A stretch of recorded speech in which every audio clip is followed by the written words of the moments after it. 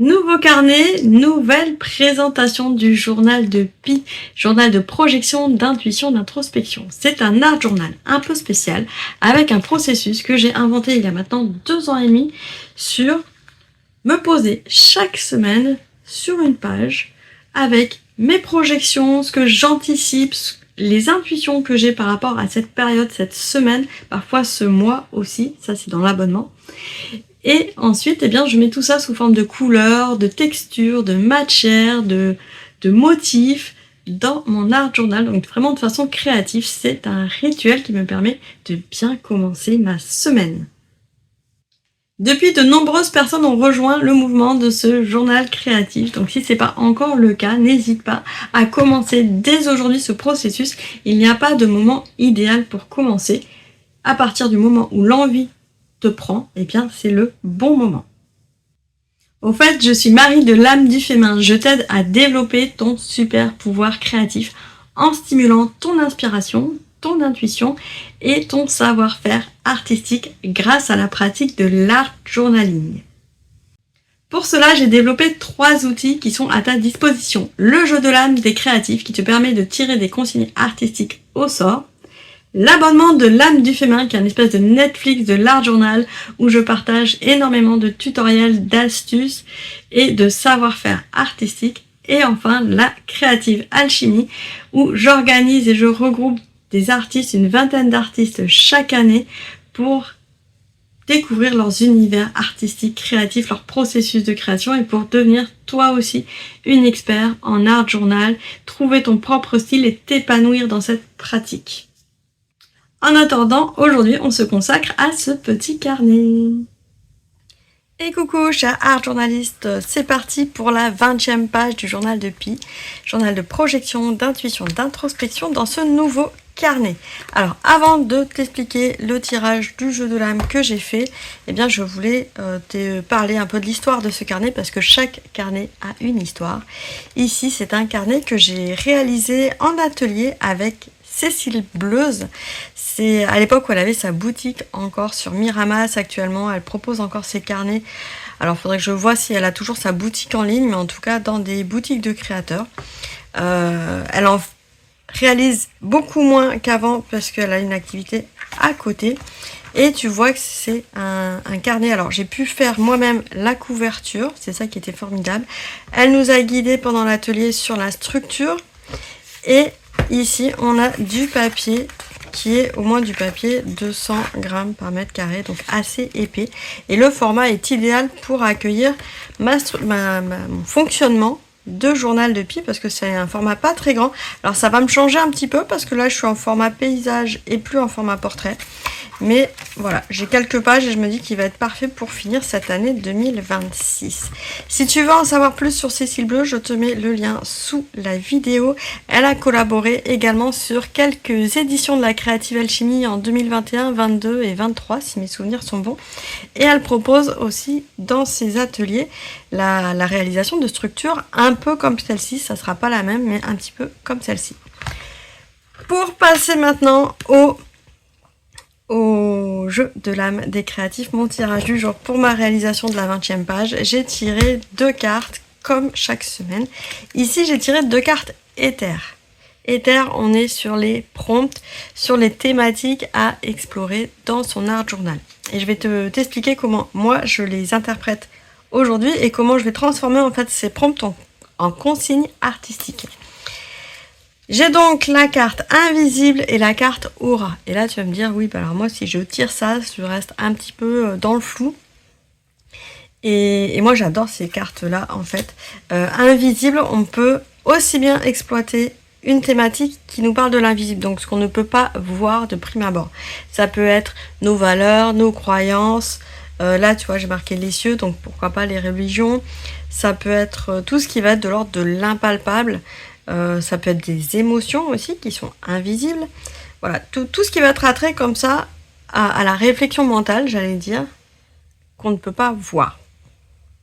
Ensuite, on peut aller sur tout ce qui est invisible dans le sens surnaturel aussi, donc les fantômes, les esprits, les petits monstres qui se cachent sur le lit, voilà, ce genre de choses. Et donc là, c'est raccord en plus avec la création de personnages qui est actuellement dans les modules de l'abonnement pour je t'accompagne à créer ces personnages. Donc ça peut être dans ce spectre-là qu'on peut utiliser le mot invisible. Et moi, en fait, là, j'ai envie aujourd'hui de l'exploiter dans le sens vraiment littéral de la technique artistique invisible en prenant un feutre de liquide de masquage. Et comme ça, je vais pouvoir m'amuser avec quelque chose d'invisible sur ma page, vraiment au niveau technique. Donc, c'est pas parce qu'on a une carte éther qu'on doit forcément dire c'est une thématique. On peut se baser aussi sur... partir en fait sur une technique artistique en fonction de ça. Et pareil en fait pour l'aura. Ici, toujours carte éther. Donc on peut l'entendre sur le côté vraiment très terre à terre de ce qu'on sait de l'aura, c'est-à-dire cette espèce d'enveloppe d'énergie que le corps humain aurait et qui serait sur le coup invisible. C'est assez rigolo d'avoir tiré les deux cartes en même temps, hein, j'avoue. Donc on peut partir vraiment sur ça. Et on peut partir après sur le côté aura. Moi je vois l'aura dans les mangas surtout, où il y a le personnage quand il s'énerve, on a cette boule d'énergie comme dans Dragon Ball où même il change de couleur de cheveux. Il y a aussi cet aspect là de l'aura. Et moi ce que j'aime bien c'est le côté évanescent qu'on voit ici de la couleur. On peut s'amuser à faire un espèce d'ombrage en forme d'aura avec une couleur particulière. Et moi je vais vraiment partir sur cet aspect là aussi technique artistique de ce que j'entends par aura. Le côté un peu auréolé. C'est la même racine de mots. Donc je vais partir sur ces deux aspects-là. Sur une création du coup assez légère. Alors je vais garder la page de garde. J'ai pas préparé en fait ma première page pour noter que c'était un journal de Pi. Avec, je noterai aussi la date de début, la date de fin pour la fin de page. C'est assez important finalement pour moi de notifier sur ce type de carnet de processus le début et la fin. Donc je vais commencer ici sur la deuxième page. Alors on va prendre ici, donc c'est Molotov qui fait du liquide de masquage. Je viens de changer la mine, donc je vais prendre le temps de l'amorcer et ensuite je vais faire un petit gribouillage et je vais partir sur une création purement intuitive entre guillemets, sur quelque chose d'assez léger.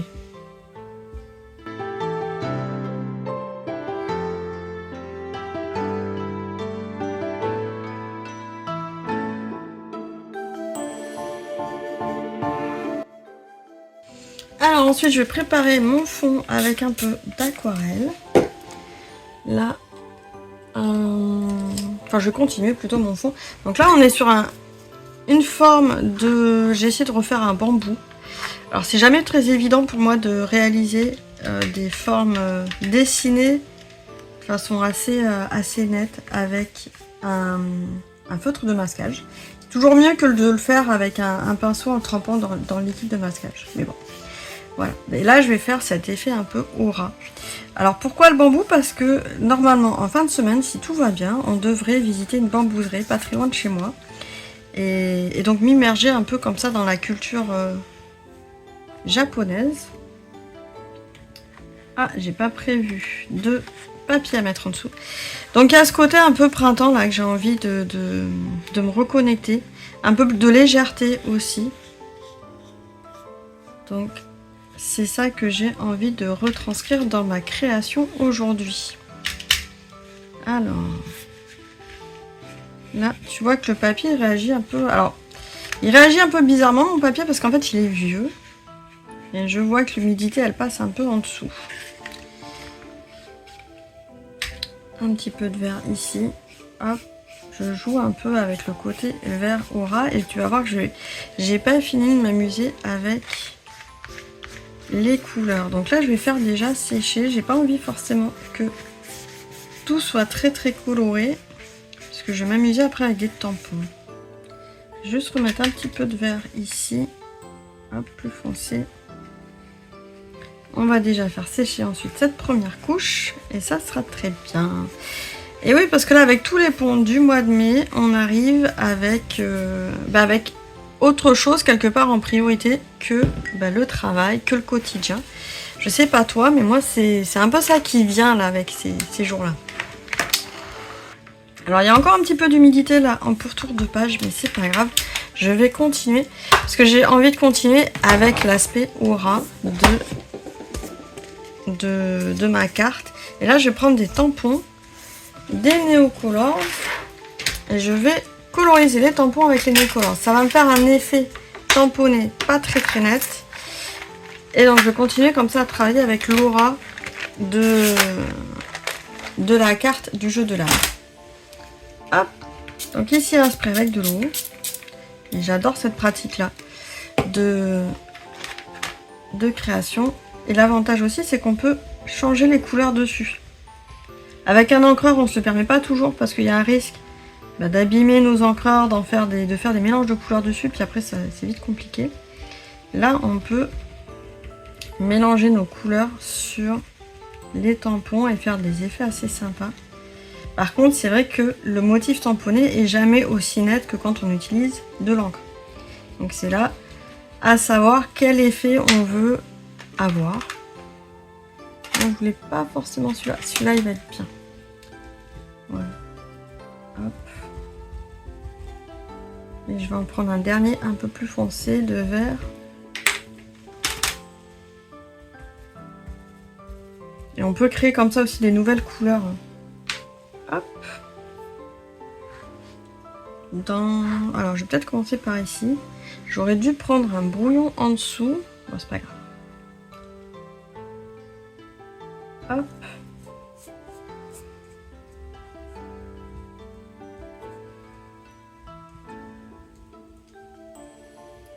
Super. Je vais refaire un petit peu.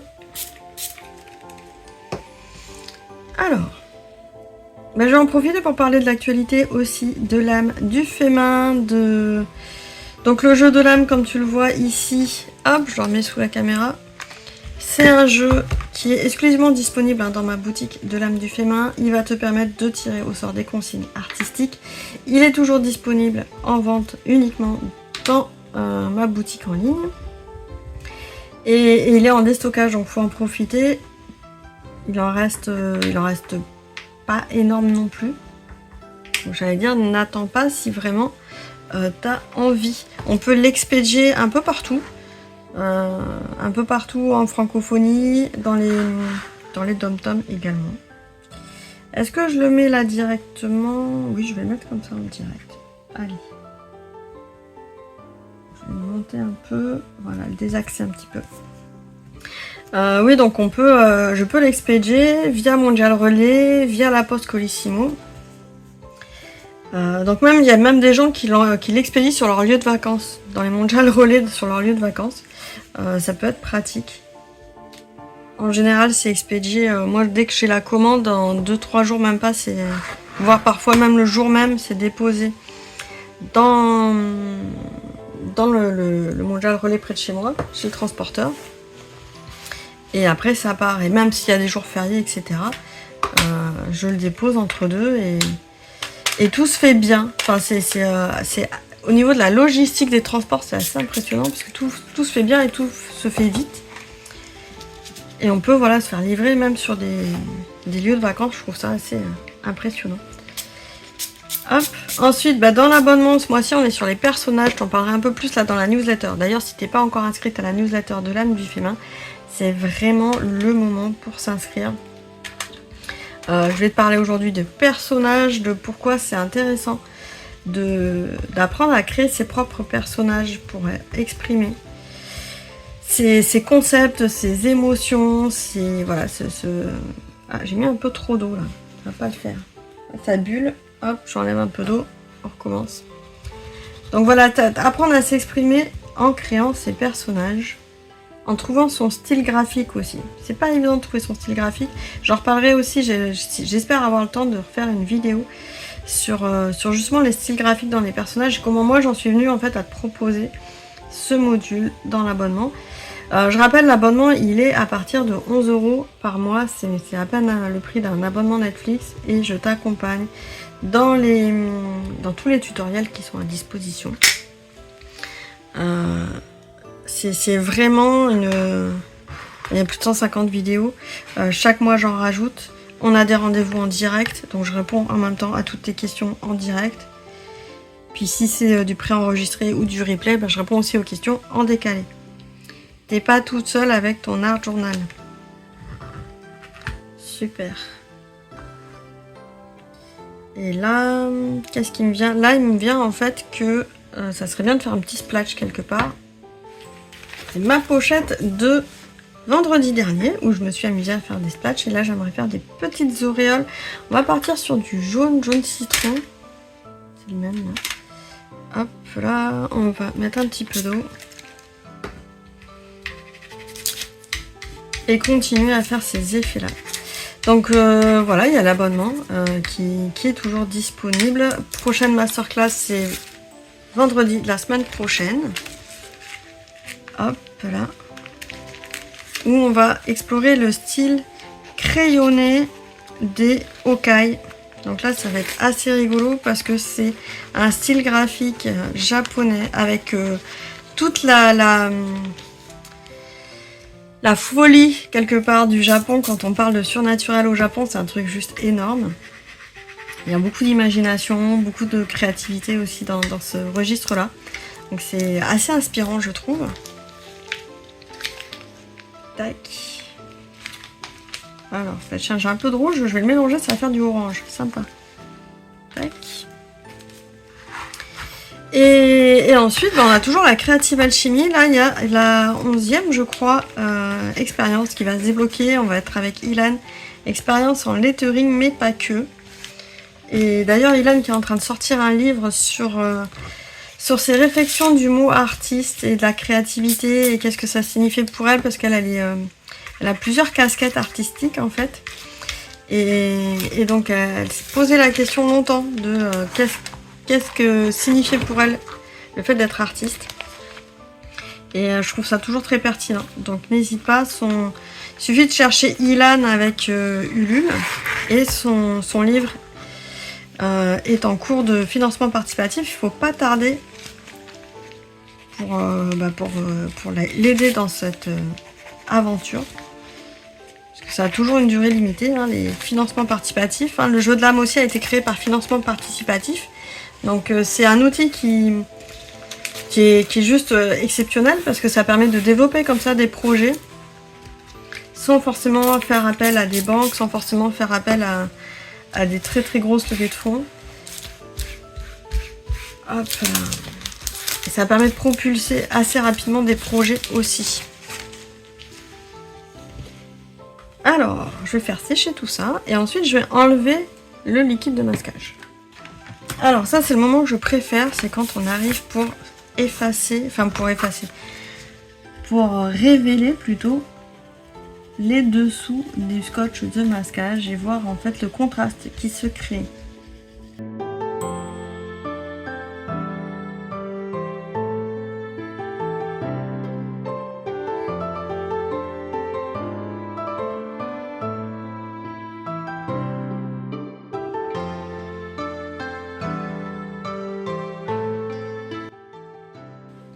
Alors j'ai oublié de préciser que j'utilisais ici une espèce de gomme en fait en caoutchouc qui s'use très très peu vite et qui permet d'enrouler le liquide de masquage une fois sec. Donc ça le gomme mais ça laisse pas de traces. Voilà. Donc tu as cet effet de transparence un peu d'aura qui est vraiment sympa. Je pense que je vais rapidement prendre un crayon ici pour juste faire le contour, pour faire encore un peu plus ressortir. Et j'arriverai sur la fin de ma page de journal de Pi.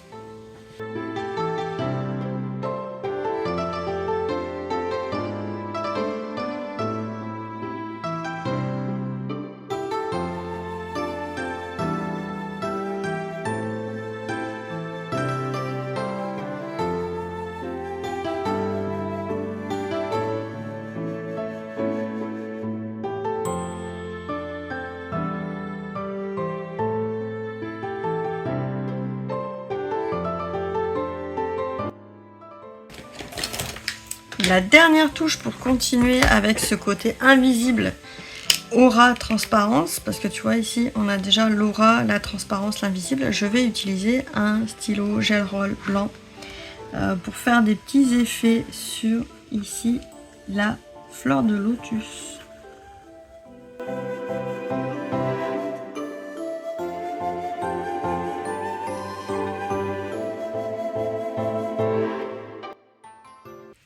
Et voici ma 20e page 2026 de mon journal de Pi sur un nouveau support avec donc les cartes invisibles, aura. Là je veux vraiment une semaine zen pour moi, comme tu peux le voir, zen, coloré et quand même assez pétillant. Il y a du mouvement, voilà, il y a du mouvement, il y a des envies d'étoiles, des envies d'action aussi, parce que la couleur rouge pour moi c'est de l'action. Et aussi de la douceur. Je te souhaite également beaucoup de douceur pour cette semaine. Beaucoup de temps aussi pour créer. Parce que c'est vrai que ce qui fait beau, c'est vrai qu'on a envie d'aller dehors, il n'y a pas de souci, mais on peut aussi créer dehors sur sa table de jardin. Moi, c'est ce que je fais aussi de temps en temps. Je me mets dehors sous mon parasol et hop, je déballe mes affaires et ça fait du bien. Ça donne vraiment la sensation, même sur son balcon, de se dépayser, de se mettre en extérieur. On a une ambiance sonore différente, on a une luminosité différente et forcément ça impacte notre créativité, ça impacte notre façon de créer. Voilà pour mes vœux pour cette semaine. J'espère que tu as passé un bon moment. Si ça t'a plu, mets le pouce en l'air sous la vidéo. Laisse-moi un petit commentaire. Dis-moi comment toi tu ressens ta semaine. Comment tu l'orientes. Est-ce que tu crées aussi une page comme ça régulièrement toutes les semaines dans ton art journal? N'hésite pas à me poser aussi des questions techniques. Je sais que là j'ai pas trop parlé de comment j'ai créé cette semaine. Donc tu trouveras les liens du matériel sous la vidéo. Des différentes offres et de tout ce dont j'ai parlé sous la vidéo aussi. Et je te souhaite très bonne semaine, amuse-toi bien et à très bientôt dans une prochaine vidéo. Ciao ciao.